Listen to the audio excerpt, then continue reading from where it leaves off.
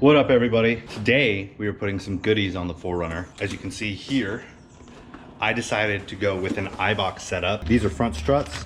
I have a set of shocks over there, and I already started putting the springs together. I decided to go with some OME springs. These are the rear ones right here. These are 890s, so I went with a medium duty load. I talked to some people and they were saying that the 891s are just gonna be too much with the amount of weight I'm gonna be running. I am gonna be building a sleep system in the rear eventually, and I want it to be supported, but I've heard conflicting things that the 890s aren't enough. Some people run like the 906s, which is definitely not enough. And I wanted something in between. I have a buddy who's been in the industry for a while, and he's like, dude, I talked to the people at OME and they said, run the 890s for my application. I'm not gonna be towing or anything. I do have a rear swing out. I might be putting some stuff up top, but I'm not running anything that my car is gonna be filled all the time, so I won't need 891s to support that much weight. And those that are wondering why I didn't go 861, I don't want a 3-inch lift. I feel like that's just a little too much for me.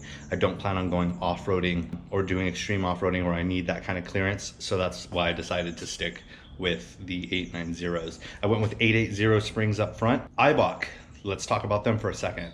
Extremely well known in the industry. They make coilovers for almost every single type of sports car, American car, anything like that. Eibach is trusted and true. One of the main reasons I went with Eibach also is that I was gonna go with the 6112 setup from Bilstein or Bilstein, however you wanna say it, and they are sold out everywhere. If you are watching this video around the time that it's gonna come out and you've been on a waiting list, you've probably been waiting anywhere from 4 to 6 months, at least 8 weeks for a setup, and mine took me a week.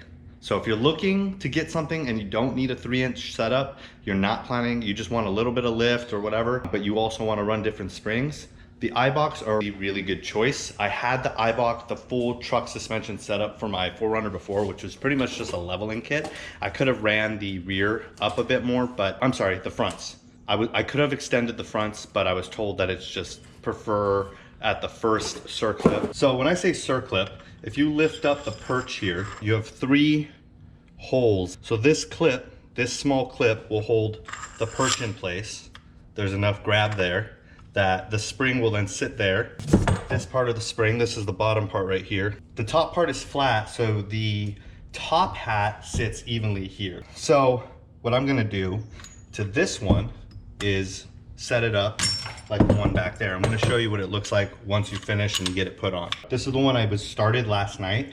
I actually had to come back and rework it this morning because there were some issues that I was having. One of those issues being that this little plate in here, if I can reach it, wasn't sitting flush. If you look at this one here, there are 2 plates, and then there are 2 spacers or polyurethane bushings, I should say. So this is the bottom one. It's got like a little bit of a lip on the inside. You can see it kind of goes up. That goes into the inside of the top hat. So bottom underneath the top hat, above the top hat, and then like you can see here. So there's that bushing, the top bushing with the top plate, and then the nut that goes on top of that. I didn't feel comfortable. I had this top part where the spring essentially gets shaved down to make it even. I had that just underneath one of these screws, and it was kind of pushing this up, and I didn't like the way it was sitting. I figured there was more rubber here, so I felt more comfortable. So what I did was I put the spring compressor kit back on,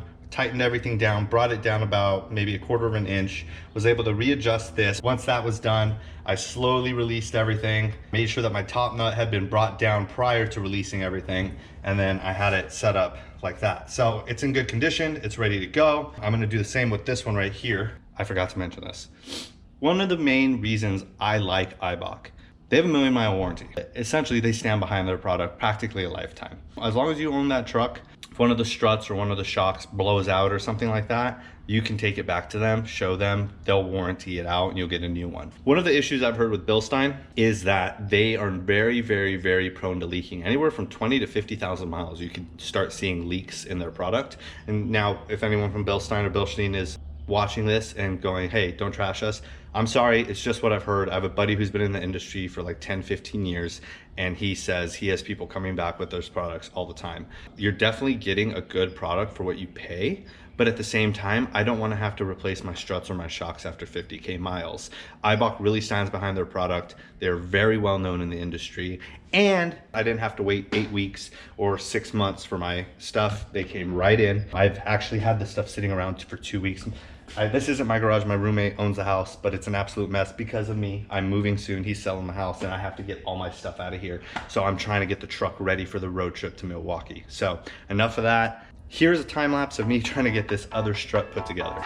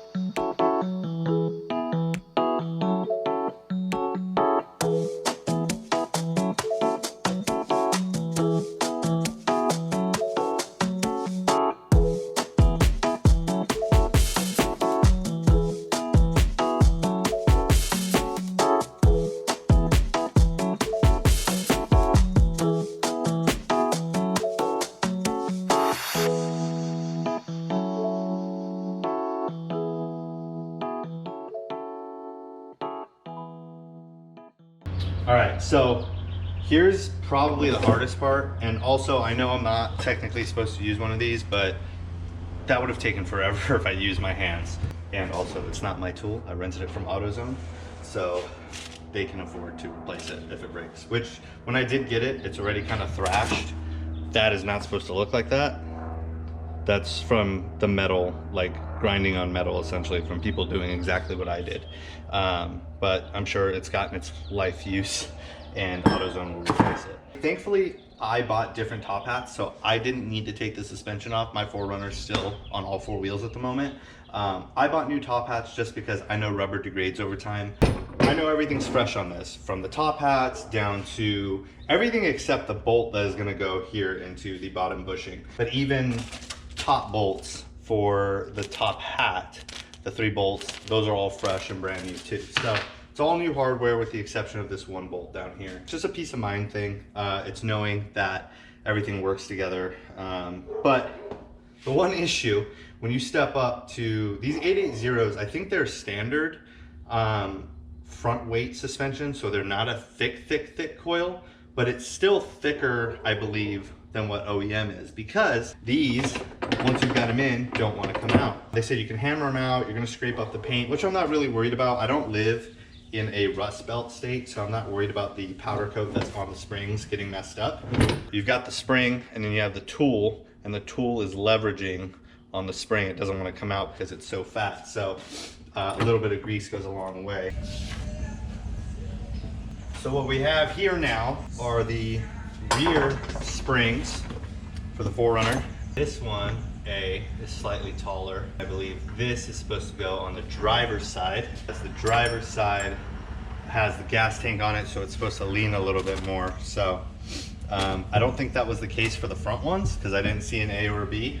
So I'm gonna put this one, I'm just gonna go with my best judgment on that. This one is gonna end up going, A is gonna go on the driver's side. And then let me show you the rear shocks. This is the shock for the rear, mounts like this. So I'm gonna get the truck moved in here and probably start working on it soon.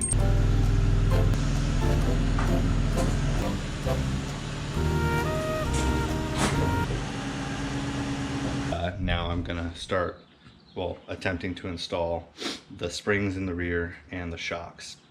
That bolt's easy to get to. The other one is up there at the top of the shock on the other side of the mounting plate, which is like a cup or it's like a dish.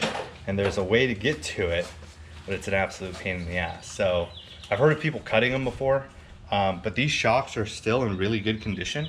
and not leaking. So I'm hoping to sell them to at least get like 200 or 300 bucks for them. So I'm gonna try and salvage them and get this thing out without having to cut it off. We'll see what happens here in a second. Do you have anything to say to your fans? Hi. He's examining the car, trying to figure out the best way to put this, or the new spring in its place. You're what? Narrating. Oh.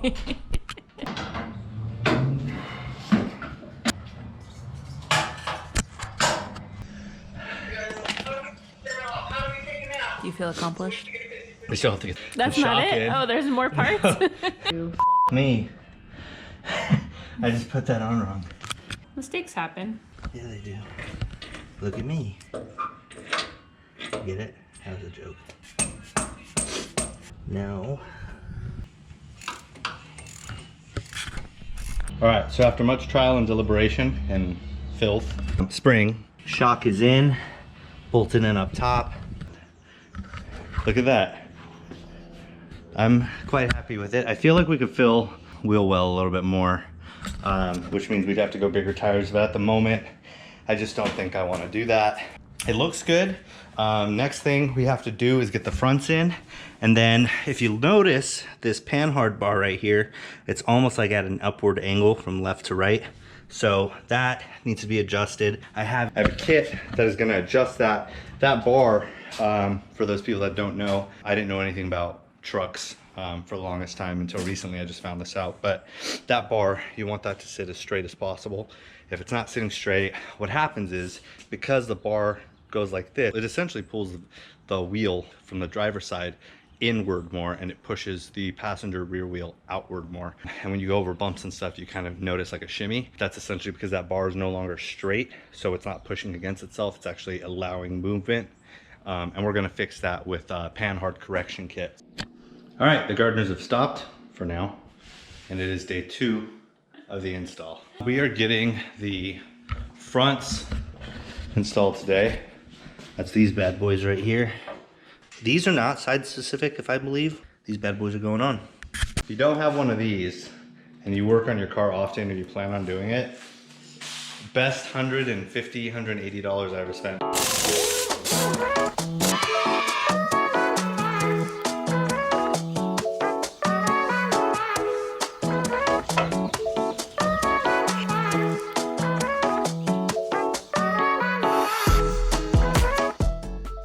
All right, first side's in. We've got everything cinched down. Now we're gonna move on to side 2. Here we go, and in 30 seconds or less, it was in. So I've been driving the 4Runner for about a week now. Here is what it looks like with the lift. Kind of get closer, give you a better view. So new suspension's looking nice and shiny in there. I like it a lot. I can tell you right now, I absolutely adore how comfortable this ride is. It's night and day difference from a 20-year-old suspension, which is expected. Like I said, I can't complain. I got the lift I wanted out of it. It is 2.5 inches in the rear. Almost looks like 3 inches to me, but I never actually measured. I probably would have been smart to do. I got my 1.5 inch up front, so there is a bit of rake. Overall, I like it a lot. I'm going to be putting the sleep system in the rear eventually, and that is going to sit the rear down just a tad bit more. That was why I went with the 2.5 inch. 3.5 would have been too much, and it wouldn't have worked with the Eibach shocks and struts. Like I said, I'm a huge fan of Eibach. I know that they stand behind their product, and that's exactly why I went with them. I have absolutely no complaints whatsoever about it. I'm only a week in. I expect them to last a very long time, especially with the 1,000,000-mile warranty. I have never really heard of too many people having an issue with them. They also make a lot of private label products for people, so that just goes to show that a lot of companies and other people have trust in them, and one of the main reasons that I decided to go with them. And we're gonna hit the road together soon. There are a few more things I have to do. I've got the SBC upper control arms coming up soon. I haven't seen an SBC upper control arm install video for these, so I might do that. I've done a little bit of research and I've looked at the setting that most people put them on, so I may do that just for the sake of uploading and helping the community out. So I hope that is beneficial to people, and I really hope that you guys like the lift. If you are considering a option for your 4Runner. Let's do a full walk around real quick. I highly suggest you consider looking into Eibach. I think you might like it. Again, this is how mean and aggressive it looks. To some that may be a lot, to others that may not be enough. Whatever floats your boat, but I really dig it, and I cannot wait to take it on a 2,000 mile road trip. So stay tuned. Next video that comes out will probably be the SPC upper control arm video, and then thereafter, before I leave for the road trip, I'm probably going to do a 1 month experience video, what my experience is driving it for the past month, and then I'll probably be putting something together for the road trip. So I'll see you guys later. Thanks again as always, and you know, stay seeking the stoke. Take care.